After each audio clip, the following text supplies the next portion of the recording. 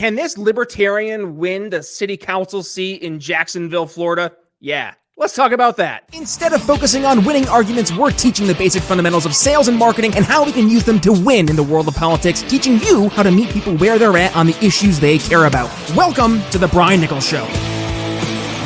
Well, happy Tuesday, folks. Brian Nichols here on The Brian Nichols Show, and thank you for joining us on, of course, another fun-filled episode. I am, as always, your humble host, joining you live from our Stratus IP studios here in lovely Eastern Indiana. Don't let cyber attacks or outdated business technology put your company at risk. Learn more at briannicholsshow.com/Stratus IP. All right, let's talk about this. Libertarians running for, yes, local office. Is it important? I don't know. What do you know, folks? You listen to the show here many a time. We talk about the importance of running for local office. And yes, libertarian candidates, it's super important for us to not just run for local office, but to build up a bench, because folks are not going to consider us big L libertarians for higher office until they see we can actually hold our own in lower office. And one candidate who is going to be running for Jacksonville City Council, Eric Parker, he's joining us here on the Brian Nichols Show. Eric, welcome to the program. Thank you for having me. Absolutely. Thank you for joining us. And I say this to all of our friends who are joining the show with the big L next to their name. Thank you for running, yes, as a big L libertarian. And of course, running specifically in a local election, which leads to so much more value than folks realize. But before we get there, let's do a favor. Eric, go ahead, introduce yourself to the Brian Nichols Show audience. And why the heck are you running for office down there in Jacksonville as a libertarian? Yeah, thank you for this opportunity. I'm Eric Parker. I'm running for Jacksonville City Council at-large 1. So for about a year and a half, I was campaigning for a District 2 race. But the entire time, I was watching this at-large 1 seat with one Republican opponent sitting there running unopposed. And I was watching it. I knew that if in order to do it, I would have had to fundraise and raise the money. I did everything I could and qualified for petitions for the district race, only needing about 580 signatures. But once you got into an at-large seat, and I can go over this a little more in detail, but you're representing all of Jacksonville. So that meant that I would have needed 6,000 signatures or so. And as a third party, without the resources in place and the amount of volunteers the major two parties have, that would have been a little difficult. But it was always in the back of my mind, hey, this at-large seat is still running unopposed. And I kind of waited up until the very last minute, and I went into the supervisor elections office with all the paperwork prepared to switch from District 2 to at-large 1. Everything went successful. That left about, I did it at 4 p.m. on a Thursday, and the establishment only had until 11:30 a.m. the next day to find someone and run.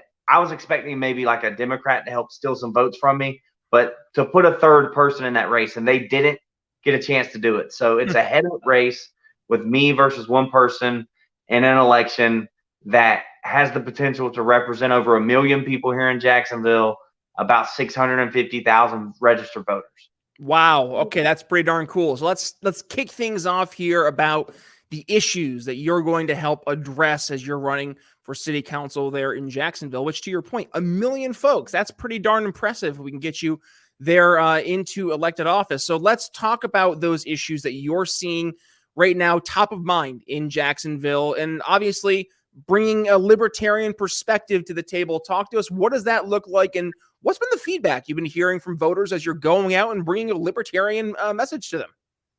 So, of course, one of the number one parts of my libertarian message is being fiscally conservative here in Jacksonville. So we have a Republican supermajority city council, Republican, and we are what they call a sinkhole city. We have over a $3 billion debt. So that is my number one concern. If we start defaulting on our debts and our loans, our authorities go unfunded, the things that people do depend on their government for, which we would also like to peel some of that back to help pay off our debt, that's going to go unaccomplished. So number one is the debt. That's always lingering in the back of my mind. And the reason why I decided to run was that Republican supermajority was also doing everything they could during 2020 to hurt small businesses here in Jacksonville. So to kind of tell you why I decided to run, to elaborate a little more on that, I was working at a local craft brewery here in Jacksonville. It was a part-time job. It was more of a hobby of mine. I was doing about 15 to 20 hours a week, depending. And I saw what they had to deal with, even here in the free state of Florida during 2020. They still got shut down for about 90 days. A lot of people think that, oh, Florida stayed stayed open the entire time. That's not true. So that's a misnomer. But that brewery was forced to get a restaurant license, get a hot dog roller, and become a restaurant to reopen. And then they were 2 weeks away from closing their doors because they were forced to go to like to-go sales only for 3 months, and they nearly went out of business. Well, they were able to stay open, and then our local Jacksonville City Council passes an ordinance fining small businesses $500 if they had 50 or more people on the property. So it was at that point that I started going to city council meetings. And sorry, that's my dog barking. I don't know if you can hear it or not, but my wife's coming home. The dog's gonna bark till she gets in. But they were fining small businesses $500 if they had 50 or more people on the property. So the same meeting that I decided to go and speak up against that, and that very same meeting, they were voting on giving the owner of the Jacksonville Jaguars $100 million to build an entertainment district in downtown Jacksonville. So on one hand, you're hurting struggling small businesses that the government has already done enough to nearly put out of business. And on the other, you're bailing out corporate special interests. So that's what motivated me to start going to city council meetings every single week or every other week, every single meeting for 6 months straight. And at every single meeting, they were giving away hundreds of thousands, if not hundreds of millions, or attempting hundreds of millions of taxpayer-funded subsidies to well-connected cronies here in Jacksonville. So I did that for about 6 months, felt like my concerns were going unheard, and I decided to file and run myself. So let's kind of focus on the second part of my question there a little bit, which is the response you're getting, right? Because a lot of folks, I think right now, are in the mindset that they are open for a different way of doing things, but they don't know what direction to go. And for those folks that are looking for an alternative, they may look to a libertarian and raise a little eyebrow and say, I don't know, do I want to cast my vote for someone that I have a lot of uncertainty, right? I have a lot of question marks. So let's kind of start things off with the issues as you're presenting them to the voters. What's been the feedback? What are they saying when you're going out and talking about these issues? Are they open to hearing a libertarian perspective, or do we see folks kind of isolate to that? Did you vote for Trump? Do you like Trump? Is it that kind of thing? Or are you getting a different feedback when you're going out and actually speaking to folks? So I think there's two different camps here. I think there are the people that consider themselves politically involved, and I think they are receiving what we're the message that we're delivering, because they were kind of paying attention, even though they may have been voting Republican or Democrat their entire lives, but they're hearing it from a different perspective. And we're not saying, hey, Republicans are the problem, or hey, Democrats are the problem, but we are saying, hey, here are the issues that we have in Jacksonville, and if you continue voting the same way, you're going to continue to get the same thing. So I do think they're receptive. And then there's a lot of people that aren't politically involved. And what I mean by that is, like, in your local elections, there's what people call super voters. They show up and vote in every election, even if, like, I think a year ago we had a special election and there was one race and two candidates on the ballot. That was the only thing on there. Someone passed away at city council. They were trying to fill the seat so they could sit in there for a year or so. And the people that showed up and voted on that, those are the people that I'm trying to show up to with this message. Like, hey, look, here's what the Republicans and the Democrats are going to offer, and here's what the Libertarians are going to offer. And I do think that they see that we're paying attention to the issues as far as, the debt and the spending and the infrastructure and the resources that we have here in Jacksonville. And to be honest, they're probably a little shocked to hear that a third party candidate is so informed and paying attention with what is going on here locally. So, and I think that's good. I think that's how, like you said, we build the brand. Like, hey, look, we're paying attention and we see the same issues that people concerned on both sides of the political spectrum, or I guess corners of the political spectrum, they're seeing some of these same issues. We're just offering a different way to solve these issues, fix these issues. Issues are issues, right? And problems are problems. When people experience the hardships, they experience the, and in this case, a lot of the issues we're talking about are from government trying to do good and end up having untold, and this is the part that's so frustrating. It's usually, or at least it used to be, well-intentioned people trying to do the right thing, and they think that government is the way to do that. Now, I think we've seen over the past few years that narrative has changed a little bit, but there are folks who are still kind of just in this old mentality of, well, this is how it's done, right? Like, you vote for people and they fix the problems, but no, they don't end up fixing the problems. They end up making the problems worse. And you mentioned, I mean, goodness, paying hundreds of millions of taxpayer dollars to help fund an NFL stadium? What? Isn't the stadium, shouldn't it be funded by the billionaire owner of the Jacksonville Jaguars? That's the question that your average person is going to ask. And that's where I think we have a great opportunity. And I'd love to hear your thoughts here of speaking to your average person, because so often you see the left and the right, they feel that they need to go hardcore after the politicos, right? Versus going out and trying to get that average person who is aware of the problems that are taking place, getting them mobilized. Like, even though they haven't gone to the voting booth, show them that there's a path forward, and it's not the same old red team, blue team, but actually a different way of doing things.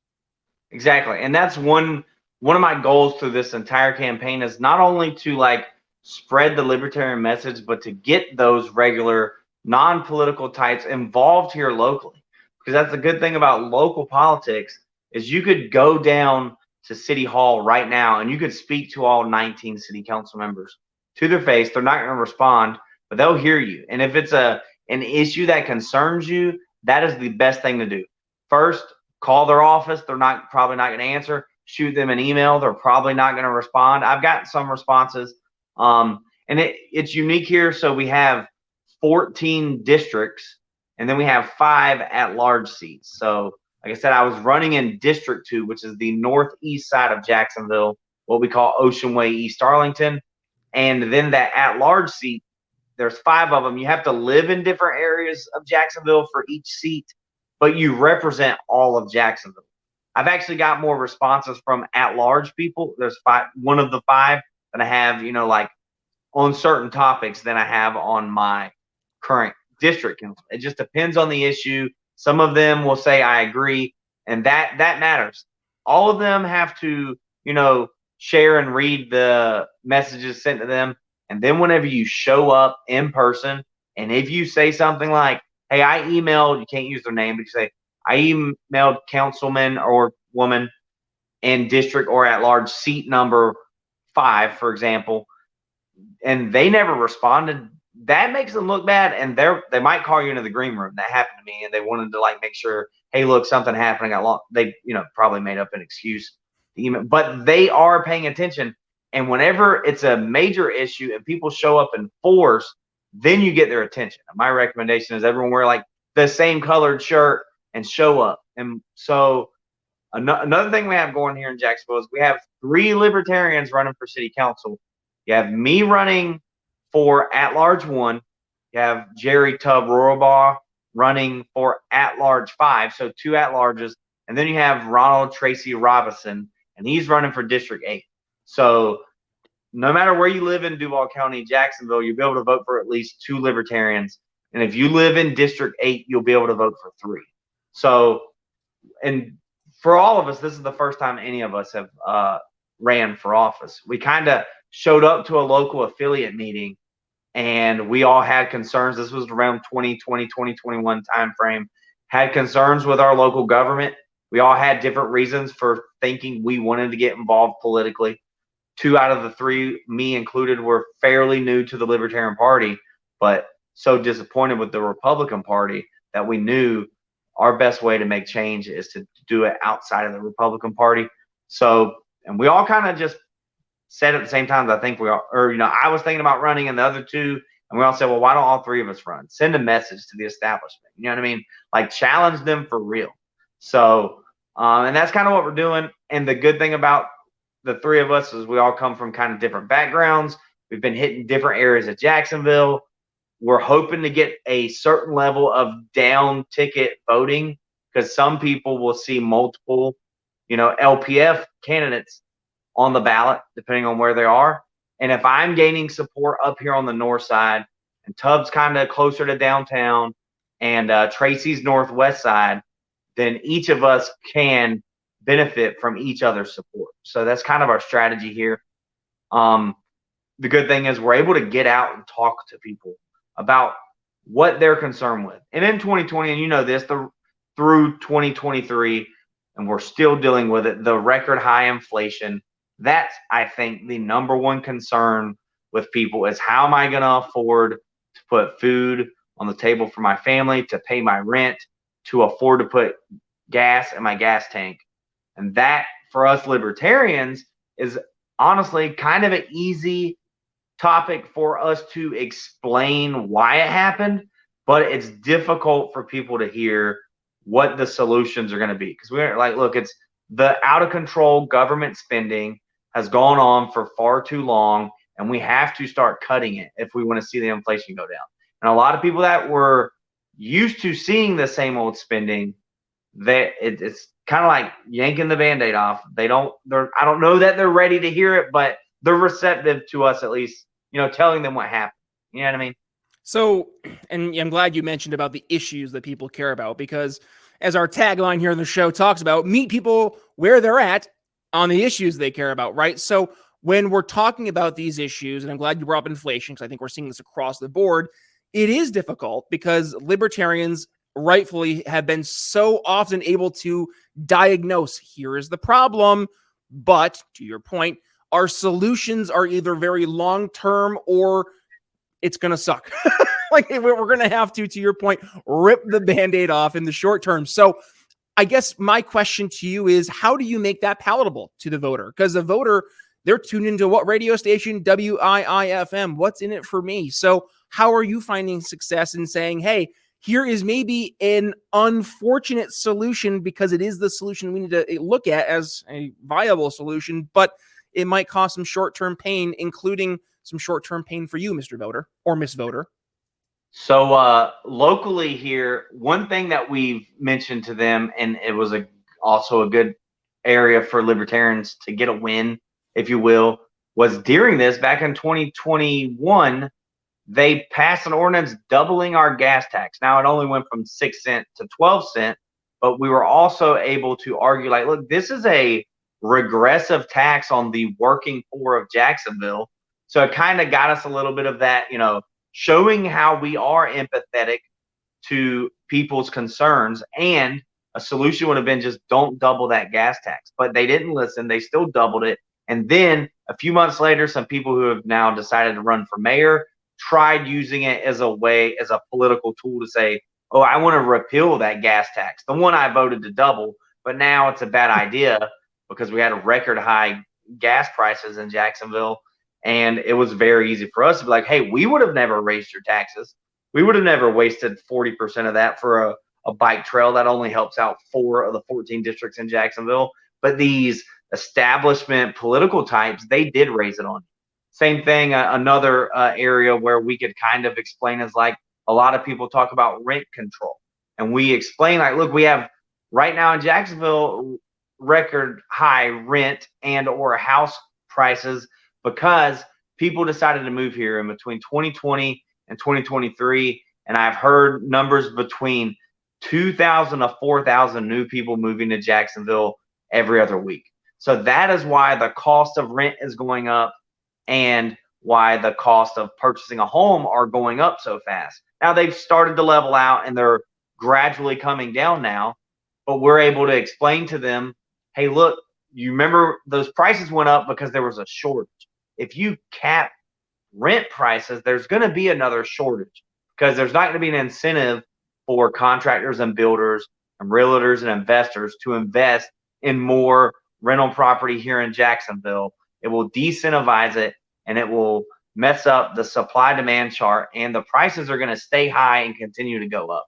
So what we have been advocating for is deregulating some of the restrictive zoning laws here. And then because we've been constantly talking about it, even in our city council, I think they're stealing some of our messaging because they know we're on the hunt. One guy brought a bill that would let people build like a mother-in-law suite on the back of their property. Before, if you were zoned a certain way, you could only have one home per acre or however size it was. Depends on where you live and what you're actually zoned at. Well, they passed a law where, hey, look, we'll allow you to build that second home on the back side of the property. I think you could even rent it out if you wanted to. So it's like people are getting a little less restrictive in the way that zoning works because the situation we're in is allowing that type of growth.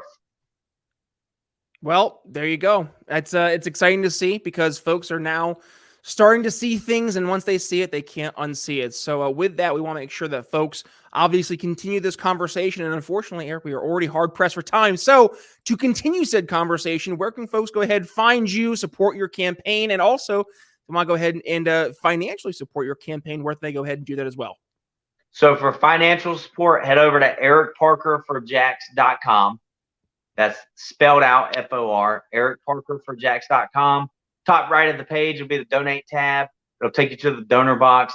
You can give up to $1,000 per election cycle. Because this is going to be a immediate runoff, there will not be a general election. So it'll only be this one time. You can give up to the maximum amount of $1,000.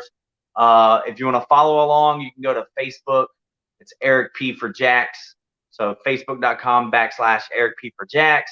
You can search on Facebook, Eric Parker for Jacksonville City Council at large 1. You can follow on Twitter, Eric P 904.